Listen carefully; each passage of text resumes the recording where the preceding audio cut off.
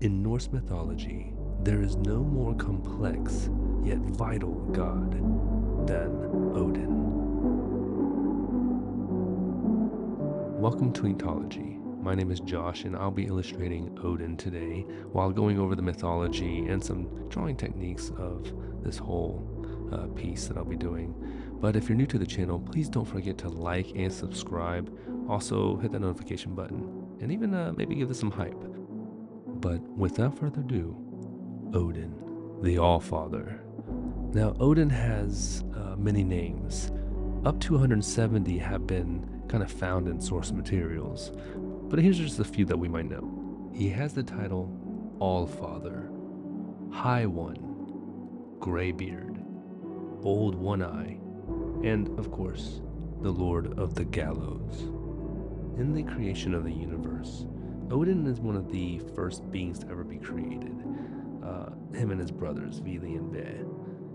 They're the grandsons of Buri, the guy who gets licked out of a block of ice from Humla, this cow that's primordial. In Norse mythology, Odin and his brothers eventually go and take out the father of all the giants, and that's Ymir. And with Ymir's body and corpse and defeat, they create the earth and the sky and everything that we know in the material. Only makes me wonder how big Ymir must have been. But this story is for another drawing for another time. After Odin had won and he got to celebrate, Odin was deemed to be the leader and the wise one, which kind of created this position of the ruler of all the gods, the king of the gods, the All-Father character. And Odin even becomes the main characters of creating the first two humans, Aska and Imbla, and in which Odin then built Midgard and Asgard. But in this sketch, I'm going over one drawing scenario where he pulls out his eye. And after this sketch, I kind of erased everything to prepare for the pen to be on top of that, which is a normal practice of mine. But this is going to be mainly a drawing of him pulling out his eyeball to gain wisdom from Mimir, and kind of his mastery over the runes and wisdom. Also throwing in some details of the animals that he surrounds himself with, like the ravens and wolves. Now, Odin was the wisest in the cosmos, except for Mimir himself, who gives him the wisdom. Yet Odin's main story arc is about him seeking this knowledge, this endless amount of knowledge. Odin is often described and kind of depicted as this like one-eyed older guy with this, kind of like Gandalf, big hat, long gray beard, older, wise guy, right? And in the stories, he's disguised himself, or he's kind of like shrouded himself and cloaked himself in some kind of way to depict himself in a different representation to either trick or convince or do something with characters within his story. And in this drawing, I was debating whether or not I would draw him in his often depicted outfit of a blue cloak or a dark gray cloak with this kind of Gandalf look, of course. But then I felt like I would rather just do the face of him, which I'll do in the background of this image. But right now I'm doing the more kingly, armored, Asgardian Odin. Odin would often go through Midgard and the human realm kind of disguised. He would be helping people or just watching people or talking to other humans while he's cloaked in this outfit of his, which would make a great drawing in itself. But for this image, we're going with that battle-ready, strong Odin look with his golden eagle-winged helmet, and he wields Gungnir, the magical spear he got from Loki, or the dwarves that made them. I did not draw Gungnir, the spear, into this image because that comes later on in his mythology. I was going to save that for another drawing. But Odin is often represented and accompanied by other animals, like Hugin and Munin, his two ravens, who are usually on his shoulders, or they kind of act like his eyes. If you've ever seen the movie The Crow, where he kind of can see through the eyes of the raven.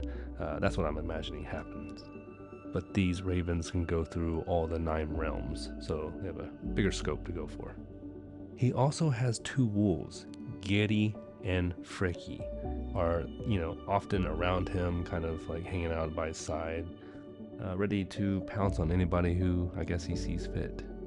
Odin also has an 8-legged horse, Sleipnir, which is the fastest and most, honorable horse in all of the realms, which is actually the child of Loki, which is a strange thing to think about, but, good horse. And then there's Frigga, the queen of the gods and the wife of Odin. And of course, Odin's 2 sons, Baldr and Thor. Now, Odin isn't just known as the battle god, this victorious god, very strong, but he's also known as the god of wisdom and poetry. And what's more poetic than being the god of the gallows, of the hanged man? And this story comes from his own self-sacrifice, where he hangs himself from the world tree in his search for knowledge. Odin was also the patron god of those who had fallen in battle, the Einherjar. These honorable and noble men and women who had fallen in battle would be taken up to Valhalla by the Valkyrie. And on the final day of Ragnarok, Odin will grab his Einherjar and join the final battle against the giant wolf Fenrir. And though that's a very broad summary of Odin's stories, that's kind of the summed up version of who he is and what he's capable of through all the different tales of Odin. And a helpful hint, if you're looking to do an inking project like this, sometimes shading in all the darks or the shadows first and then doing the detailed cross-hatching later can help with keeping your mind focused on the light source and where to shade in and what's most important to fill in first. So that's just a technique that I use on a lot of my drawings, and maybe it's helpful for you. But if you have another technique that you enjoy that keeps you on focus about your shadows and light sources, hey, put it down in the comments below. We love to learn here. Okay, back to Odin, the Lord of the Gallows. Now, in Odin's search for wisdom and knowledge, he knew that there was secret sorcery and magic surrounding these things called runes, which literally means secret. And runes were these ancient set of alphabets used in the earliest Germanic languages, but they were used in the Norse mythology as these symbols of secrecy and magic. Odin was very eager to get these secrets and know the things that he didn't know. And he knew that these runes were hidden at the bottom of the well of Urd. And this well was a magical well that gave life to the roots of Yggdrasil, the world tree. And like all good mythology, these runes did not want to be found or be accepted. They were like, we're not giving up without a fight. You gotta give us a sacrifice. And Odin was like, yeah, I'll give you a sacrifice. But these runes were asking for more. They were asking for bravery and something that would be, totally given by Odin or the person asking for knowledge, a real true sacrifice.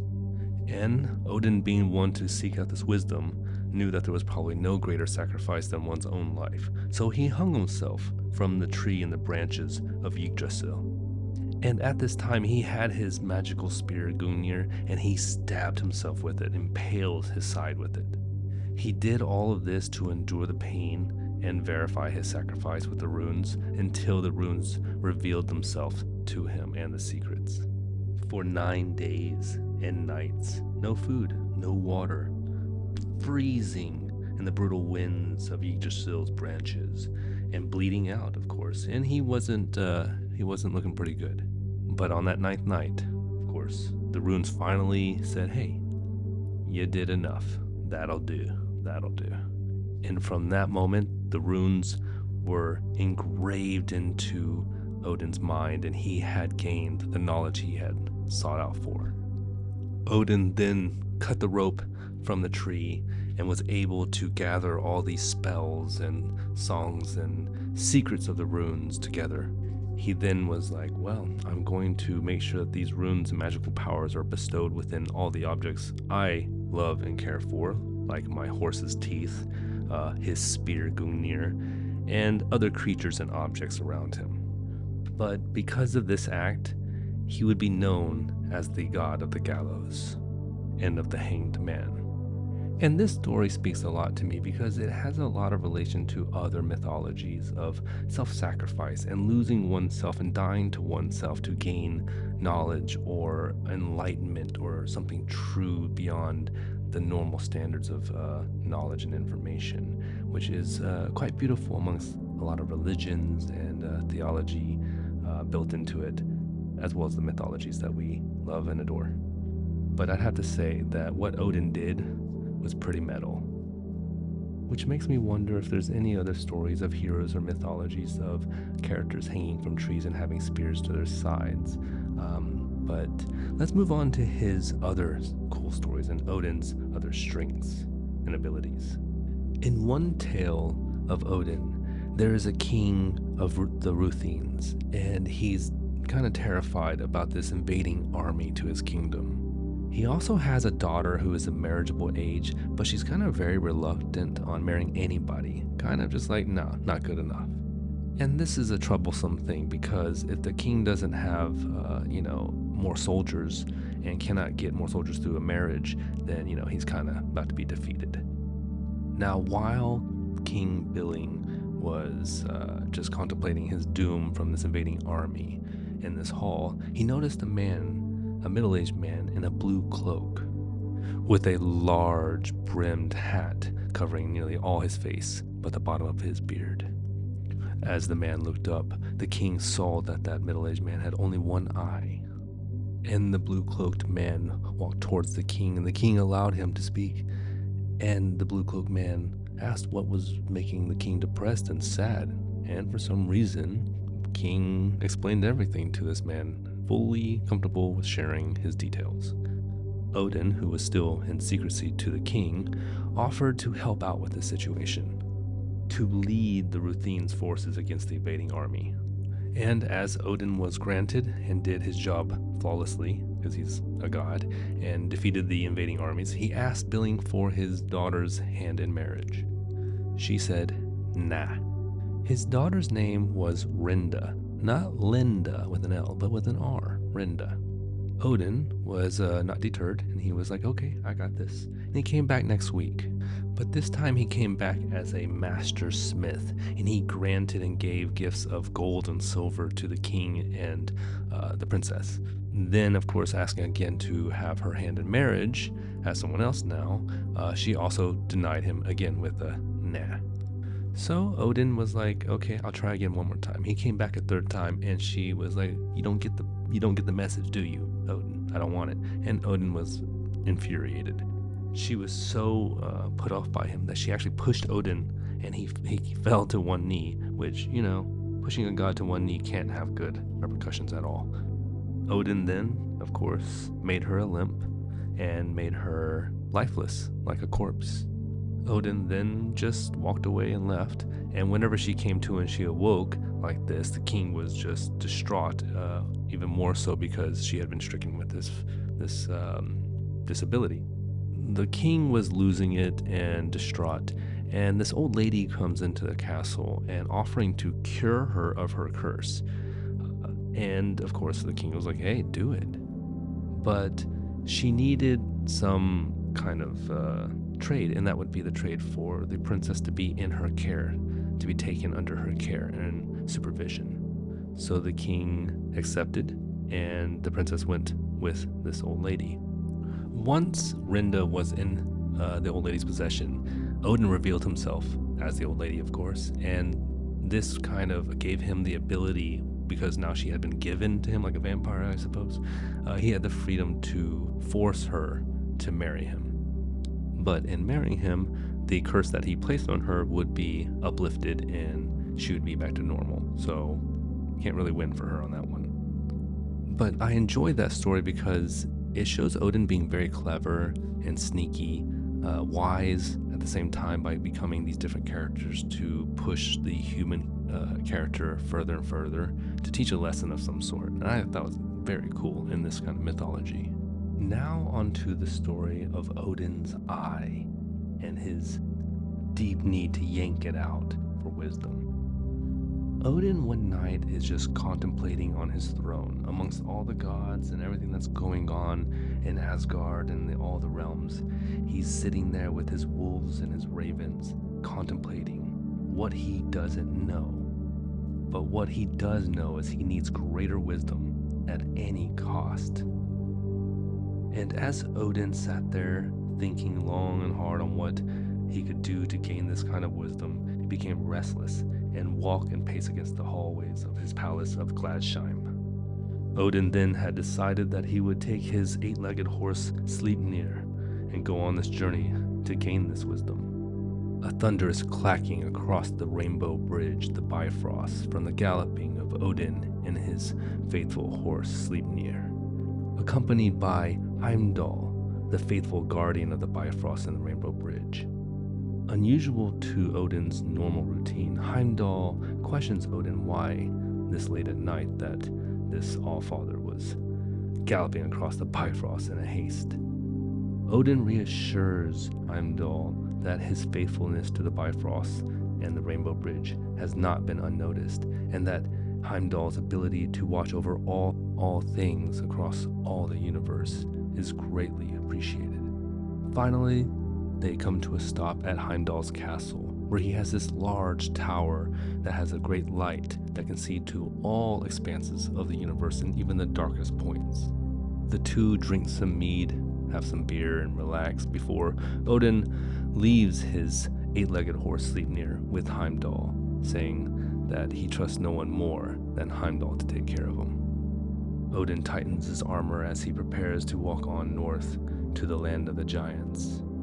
And on the first day of his journey, there was just ice and snow, and the occasional rock being thrown by a frost giant. And on the second day, Odin came to mountains and rivers, where when he crossed a river, mountain giants would chase him, and yet when he eluded them, they would give out a loud shriek across the hills and the mountains. And on the third day of his journey, Odin came to the trees and the flowers. And here's where Odin found one of the 3 fountains that feed Yggdrasil, which was guarded by a wise giant named Mimir. And Mimir wasn't a bad god or giant, he was a wise giant and kind and friendly. And Mimir was surrounded by lots of nature and flourishing plants and blooming flowers and things of that nature, which was very exotic, which for some reason reminds me of like an old movie like The Labyrinth or The Never-Ending Story, because it wasn't just plants and the nature, it was also dragons and serpents and other creatures alike that were mystical around him. Odin greets Mimir and then asks of Mimir this great thing, and telling Mimir that he needs this wisdom. He needs a drink of the well to gain this knowledge to protect Asgard and the realms from these giants and this evil that the people are learning. He expresses how troubled he is and how much he would wish for this request to be granted. After a few moments, Mimir responds by saying that Odin is asking for something that is a great price to pay. Of course, Odin responds by saying he'd give anything, like gold and silver, all of it of Asgard, even the weapons of the Aesir gods. He even said that he'd give up his 8-legged horse, Sleipnir. But of course Mimir was like, do you think all these things would grant you wisdom? And he says that the only way he can gain the wisdom he's looking for is by showing bravery and personal sacrifice. Odin, are you willing to give up a part of yourself? Will you give up one of your own eyes? Odin is thrown back for a second and contemplates. And then he decides, yes, it's worth it. Yes, I will even give you one of my eyes, and I will suffer whatever else is asked in order to gain the wisdom I need. And in that day, Odin takes a deep breath, heaving as he's about to plunge the most devastating act he could ever do. His fingers thick and strong, bulging through his eyes and his skull, tearing out his right eye. blood gushing, just flowing from his eyes. And his right hand he holds what was once his right eyeball, but in his left seeps in the infinite knowledge he's been looking for, this grand wisdom he needs to rule the realms.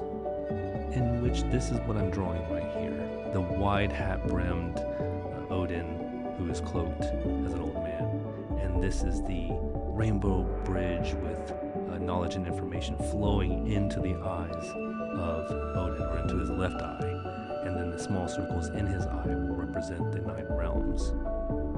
After Odin had yanked out his eye, he was granted by Mimir 1 drink from the well. And from that day, Odin was the wisest being alive. Well, I guess second to Mimir. Now, Odin is intertwined with many other stories of Norse mythology. He has a story where he's on this search for this magic mead that was hidden, brewed from a poet's blood. Then there's the story of Ragnarok and Fenrir, the son of Loki. Odin and Fenrir the wolf will fight at the end of Ragnarok, but Odin, as he knows, will be defeated and swallowed up by the wolf. After Odin's death, Vidar, Odin's son, picks up the spear and goes at Fenrir, tearing apart Fenrir's jaws and totally defeating him. And to note, Fenrir wasn't just this wolf. He had a mind, he could speak, and he had some intelligence, but he was also known to be somewhat evil. Some may know that Odin is the king of Asgard, and his wife is Frigga. He is the king of the gods, and he sits high on a throne in Asgard where he can watch over all the 9 realms. The gods had created Asgard after they had finished building Midgard and Jotunheim, and of course putting the moon and sun and the stars into place. After they had built the home for mankind and for them to live, they turned and said, hey, we need to build a home for ourselves, which would be Asgard, the perfect city.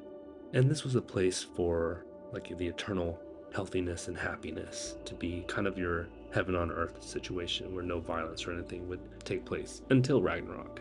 Loki would be the god who kind of brings the mischief into Asgard and into these situations where there should be goodness, but then he, messes it all up. And onto that, Loki is the reason why Odin has a spear in the first place, because Loki decided he wanted to play a trick by chopping off the golden beautiful hair of Thor's wife.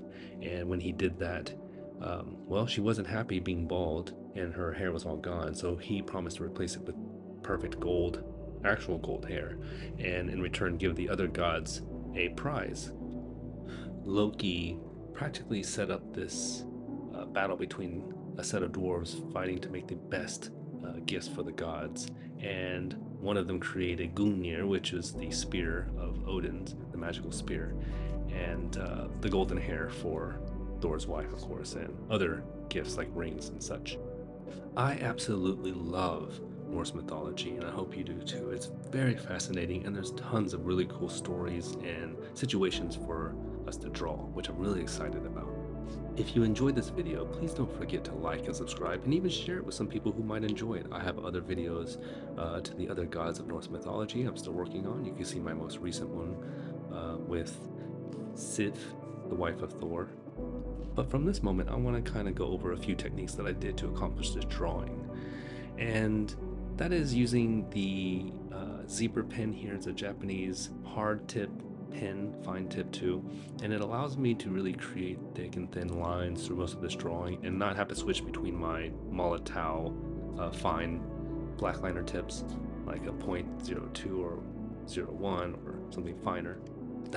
This pen really I love it. You can see here it's blue. I'll leave a link to it in the description so you can go to it and get it. And right now I'm erasing all the pencil lines that I didn't get underneath the pen. This will make my putty eraser a little bit black, but that's great about putty erasers, you can just mold it out. And then taking off this tape, of course, to reveal a cleaner line. Of course, I'm going to tear some paper sometimes, but definitely be careful when taking off artist tape. And in my next video, I'm going to be going over some of the issues with this drawing, things I wish I would have done better and improved on, and kind of give you the real lowdown of the techniques. But I wanted to show the mythology as well as a drawing in this video, and I hope you enjoyed it, because this is Odin, the wise All-Father, Old One-Eye, the Lord of the Gallows, the High One, and of course, Greybeard, which I think is kind of a weak title for him, but I guess his beard was gray, so it fit. And I hope you see the passion I have for this drawing and Odin and Norse mythology. And if there's any other cool information you want to add to my video, please leave it in the comments below. Odin has a lot of cool stories and cool things that you might like. Definitely check out my Discord, and you can join the community of artists there, and we share and help each other with our art and be creative. But remember, if you're creative, go create.